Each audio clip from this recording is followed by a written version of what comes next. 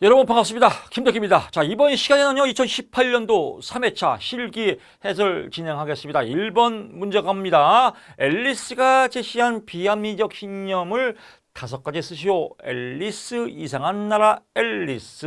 그래서 인지, 정서, 행동이죠. 합리, 정서, 행동이라고도 합니다. 똑같습니다. 비합리적 신념. 우리 5가지만 되겠습니까? 5,000가지도 넘죠. 이상하게 생각하는 겁니다. 그래서 인간은 항상 사랑과 인정을 받아야 된다. 항상 사랑과 인정을 받아야 되는 이 생각 자체가 비합리적 신념이다. 사랑을 못 받을 수 있고 인정을 못 받을 수 있죠. 사람은 어떻게 완벽합니까? 사랑을 못 받는 분은 어디 갑니까? 교회 가죠. 그러면 교회 가서 또 축복성을 불러주지 않습니까? 당신은 사랑받기 위해 태어난 사람. 그렇습니다. 그래서 사랑은 받을 수도 있고 못 받을 수도 있고 받고 싶으면 교회 가면 됩니다. 인간은 모든 면에서 반드시 유능하고 성취적이어야 한다. 유능할 수도 있고 못할 수도 있죠. 이렇게 그냥 이런 거 쓰면 됩니다. 일이 내가 바라는 대로 되지 않는 것은 끔찍하다. must죠. 여기에 이제 가장 기본 준거는 must. 뭐뭐 꼭 해야만 한다. 이 자체가 비합리적 신념입니다. 그냥 소설 쓰면 돼요. 이걸 이제 당위성의 오류라고도 합니다. 당위성의 오류. 즉 자기 자신에 대한 당위성. 나는 사랑받고 인정을 받아야 된다. 이게 비합리적 신념이죠. 두 번째. 타인에 대한 당위성. 그래서 타인은 나를 반드시 존중해줘야 된다. 웃기지 마라. 존중 안 할 수도 있다. 세 번째, 세상에 대한 당위성. 세상은 공정하고 공평하여야 한다. 웃기지 마라. 공정하지 않고 공평하지 않을 수도 있다. 이런 것들이 이제 합리적 신념이다라고 보는 겁니다. 그래서 이런 걸로 그냥 5가지 글짓기 하면 되겠다. 빽! 또 나왔네요. 인지적 오류. 대가리가 삑살이 난 거 4가지. 많이 했죠? 임의적 출현, 선택적 추상화. 맨날 나온 거 또 나옵니다. 과도한 일반화, 개인화, 이분법자 이 중에서 골랐으면 되겠습니다. 자기 표현 훈련이 필요한 내담자의 특성. 이건 인문학이에요. 또 이런 거. 8점인데 이런 건 공부 안 해도 맞춰요. 사실은 책 그냥 책 독서 많이 하면 다 맞출 수 있어요. 자기 표현이 필요한 내담자의 특성. 자기 표현이 필요하면 자기 표현을 못하는 사람이거든요. 자기 표현을 훈련을 통해서 내담자가 인식해야 될 사항. 자기 표현을 잘하겠네요. 다 했잖아. 끝났잖아. 이걸로 이제 말꼬리 잡으면 되겠죠. 자기 표현이 필요한 내담자. 남의 시선을 회피한다. 또 상대방의 잘못에 지적하거나 언급하기를 두려워한다. 모임이나 회의에서 습관적으로 구석자리에 찾는다. 자기를 비난하는 소리를 듣고만 있는다. 불만이나 적개심을 표현을 못한다. 지나치게 변명하고 사과하는 태도를 보인다. 맨날 이런 거 쓰면 되겠죠. 자기 표현이 필요한 사람이면 자기 표현을 못하는 사람의 특징을 쓰면 되잖아요. 이거 너무 쉽잖아요. 이거 뭐 사실 초등학교 문제입니다. 자기 표현을 통해서 내담자가 인식해야 할 사항. 자기 표현은 자기 주장이에요. 그럼 뭐예요? 자기의 생각과 감정을 표현할 권리를 가지고 있다. 또 타인의 침해로부터 침해받지 않을 권리를 갖고 있다. 자기 스스로 결정할 권리를 갖고 있다. 이 뭐 3가지만 쓰면 되겠죠. 뭐 이렇게. 미움받을 용기. 아들러의 개인 심리학. 요즘 이런 책이 많이 유행하지 않습니까? 미움받을 권리, 용기, 이런 거. 또 뭐 내 인생은 나의 것, 나대로 살기, 내 것으로 살기, 이런 거. 이런 거 갖고 그냥 말꼬리 잡으면 돼요. 내 생각과 내 인생이 중요하다고 표현한다. 뭐 이런 걸로 쓰면 됩니다. 소설 쓰기 문제입니다. 로저스 또 나왔네요. 로저스 아주 기본이죠. 일무공, 일치성, 진실한 태도로 상담한다. 무조건적 수용한다. 공감적 이해. 설명할 것도 참 없습니다. 너무 쉬워서. 해석의 기법과 상담 과정 간의 관계에서 상담 초기, 중기, 후기 해석방, 기법. 소기에는 뭐예요? 내담자의 말을 잘 들어줘야겠죠. 그렇군요. 내담자의 입장을 받아준다. 반영. 받아준다. 반영. 받아준다. 왜 받아요? 다 받아주니까. 하물며 쓰레기도 받아주잖아요. 그 다음에 맨날 받아만 주면 안 되겠죠. 중간에 가서 이제 내담자의 어떤 문제점을 명료화시켜주고 또 때에 따라서는 직면도 해주겠죠. 왜? 치료를 해야 되니까 명료화 치료. 후기에는 이제 구체적으로 해석을 해준다. 그래서 감정의 반영, 명료화, 직면 요거 쓰면 6점 먹고 들어갑니다. 의외로 공부할 거 없습니다. 6번 갑니다. 내담자의 반응을 해석할 때 주의할 내담자의 반응을 해석할 때 이것도 뭐 5가지, 5만 가지도 넘죠. 어떻게? 조심해서 해야겠죠, 해석을. 그래서 조심스럽게 해석한다. 내담자가 받아들일 준비가 되어 있는지 조심스럽게 판단하고 조심스럽게 해석한다. 또 내담자의 성격을 파악하지 못한 경우에는 실질적인 근거가 없는 경우 해석을 삼가한다. 또 아까 얘기했던 방금 전에 했던 상담 초기, 중기, 반영과 명료화와 해석을 통해서 전개한다. 즉각적인 해석이나 충고는 삼가한다. 모순은 지적하지 않는다. 가급적 내담자 스스로 해석을 내려간다. 뭐 이런 거 쓰면 그냥 글짓기 시험이에요. 7번 갑니다. 오포드가 제시한 오포드건, 올포드건 뭐 몰라도 됩니다. 그냥 자조 집단이에요. 자조 집단 우리 1차 때 봤죠. 자조 집단의 가장 대표적인 AA 모임이라고 생각하시면 돼요. 알코올 중독자들의 모임. 그래서 알코올 중독자들이 한 달에 한 번씩 모여서 우리 술을 끊자. 나는 한 달 동안 술을 어떻게 끊었다. 이런 거 서로 의지하고 대화하는 걸 이걸 자조 집단이라고 합니다. 5가지, 뭐 500가지도 넘죠. 스스로 정서적 지지를 서로 자조 집단원끼리 정서적 지지를 제공한다. 또 집단 성원들이 다루고 있는 문제를 직면하고 또 성공적인 모델을 제공한다. 집단 성원들의 문제들을 이해하는 방법을 제공한다. 적절하게 정보를 제공한다. 어떻게 대처할지 아이디어를 제공한다. 서로 돕고 기회를 제공한다. 사교관계, 친밀관계를 제공한다. 서로 용기와 동기부여를 해준다. 뭐 이런 거 쓰면 다 답입니다. 8번 갑니다. 다음 보기의 사례를 읽고 물음에 답하시오. 3점짜리죠. 이건 서비스죠. 보기에서 내담자의 말에 대한 상담자의 공감적 반응은 좋어. 리액션 쳐주는 거예요. 좋게.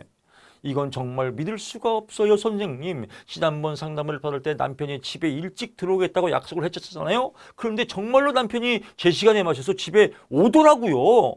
그렇게 약속을 잘 지킬 줄 몰랐는데 정말 깜짝 놀랐다니까요. 그럼 어떻게 돼요? 와, 서프라이즈! 너무너무 잘 됐네요. 오, 정말로 일찍 왔나 봐요. 너무 좋겠어요. 이게 답이겠죠.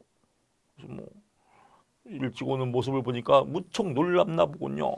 어머, 저도 기분이 좋아요. 뭐 이렇게 그냥 쓰면 답이죠. 9번 갑니다. 행동치료 기법. 토큰 또 나왔네요. 토큰 뭐예요? 돈 주는 거예요. 돈 줄 때 좋은 거. 토큰은 다양한 강물로 교환이 가능하다. 돈 교환이 가능하죠. 뭐 돈으로 선물이로.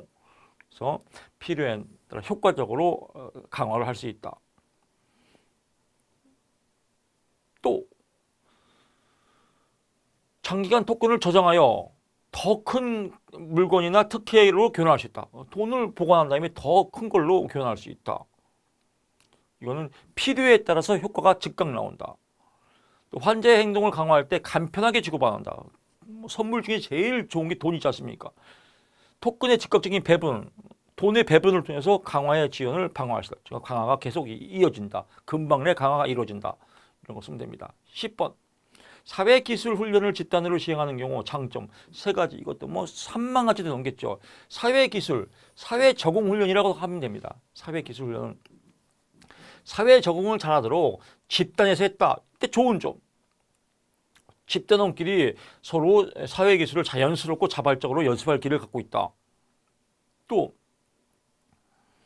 집단이 공개 토론 장소를 이용함으로 뭐 자연스럽게 집단원끼리 서로 평가할 수 있다. 집단원끼리 서로 칭찬이나 인정을 해줌으로 학습의 기술이 강화 효과가 나온다. 어쩌고저쩌고 그냥 집단에서 그냥 어울려서 생활하는 거 좋은 거 쓰면 다 답입니다. 얼마나 좋아요. 또 서로 친구가 되어서 격려, 촉구함으로써 서로에게 도움을 준다.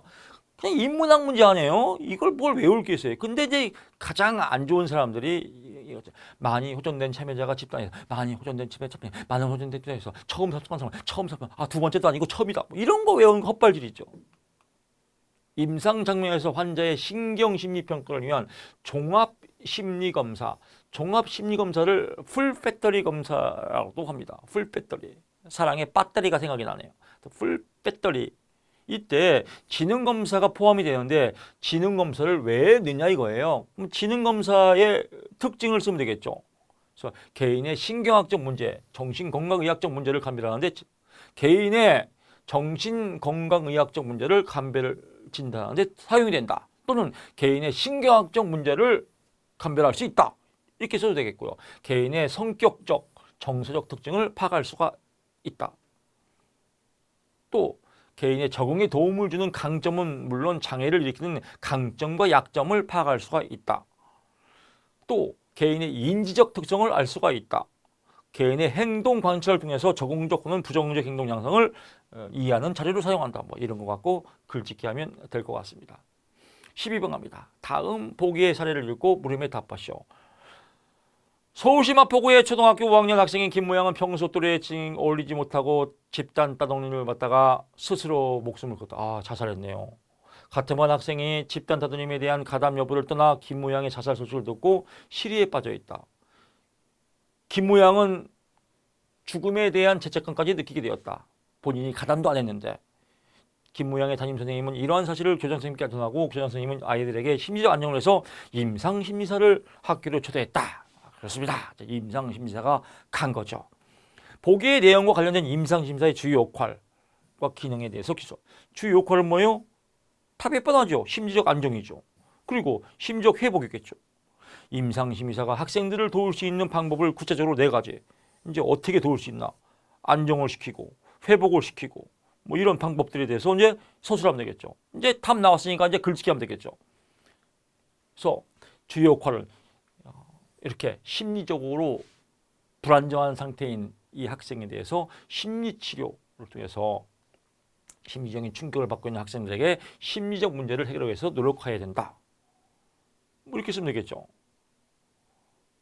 뭐 또 이런 거 갖고 그냥 이렇게 임상심리사는 정신역동치료, 행동주의 치료, 인지행동치료, 상상들의 불안이나 뭐 이런 거 안 써도 돼요. 그냥 임상심리사는 뭐 스트레스 대처훈련이나 자살 및 위기 개입 등에 대한 신경증 정신장애에서 개입을 통해서 다양한 심리적 문제를 치료한다, 상담한다. 뭐 이렇게 쓰면 될 것 같고 자문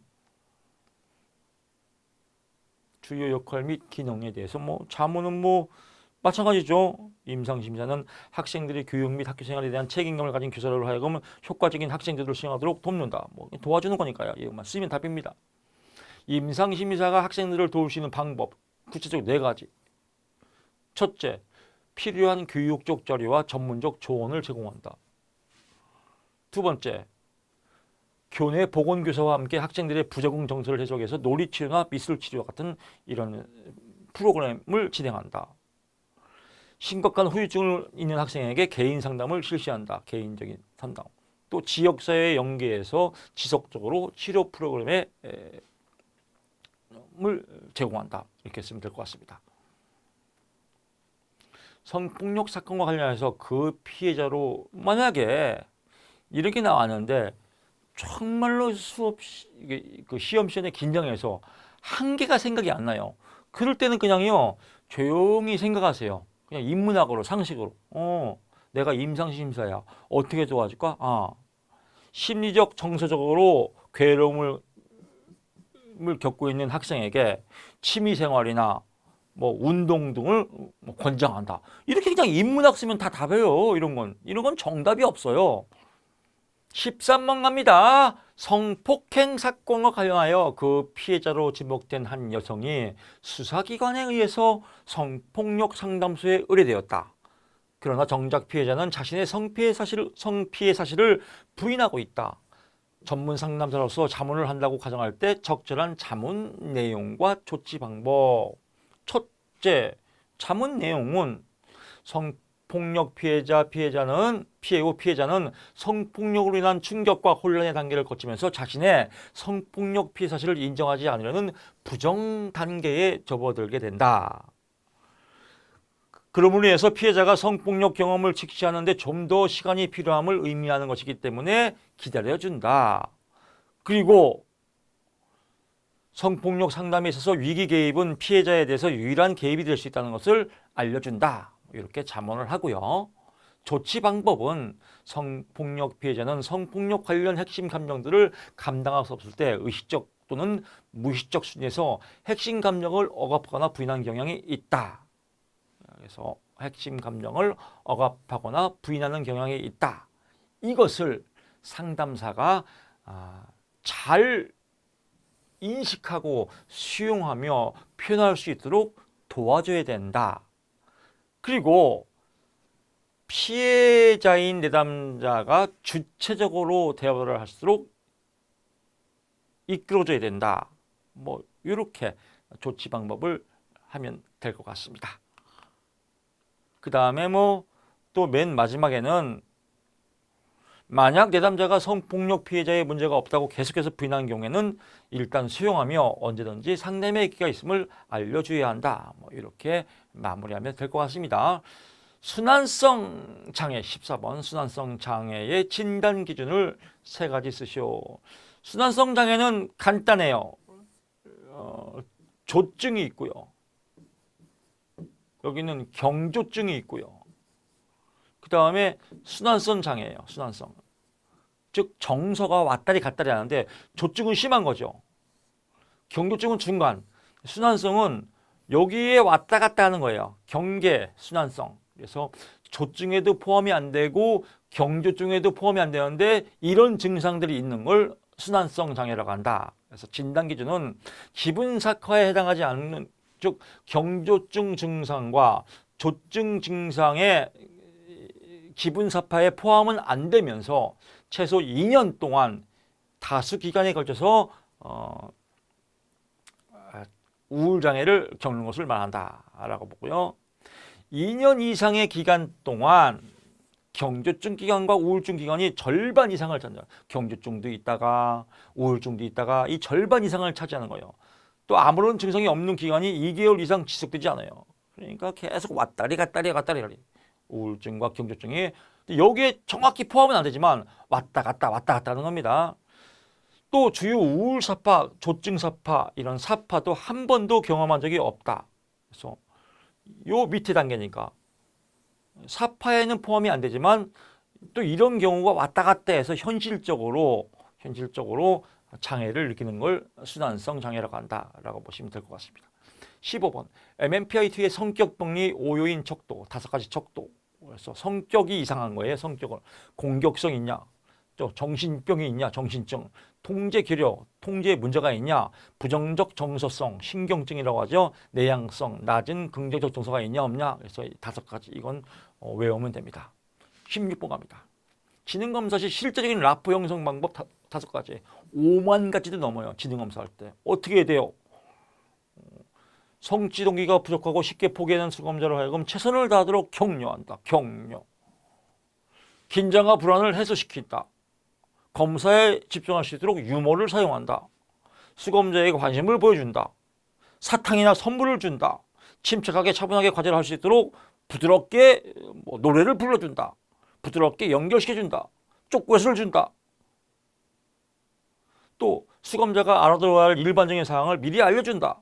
지루해하거나 불안하면 간단하게 대화를 한다. 음악을 틀어준다. 휴식을 취한다. 뭐 그냥 좋은 말 쓰면 다 답입니다. 17번 갑니다. 웩슬러 지능검사의 양적 분석, 양적, 정량적, 즉 점수화시킬 수 있는 걸 양적 분석이에요. 내용 3가지. 점수화시키는 건 뭐예요? 현재 지능 파악, IQ가 몇이다. 양적. 병 전 지능의 파악, 병이 생기기 전에 IQ가 몇이다. 또 언어성 검사와 동작성 검사의 비교. 언어성 검사가 몇 점이고 동작이 몇 점이다. 그러면 언어성 검사와 동작성 검사의 비교.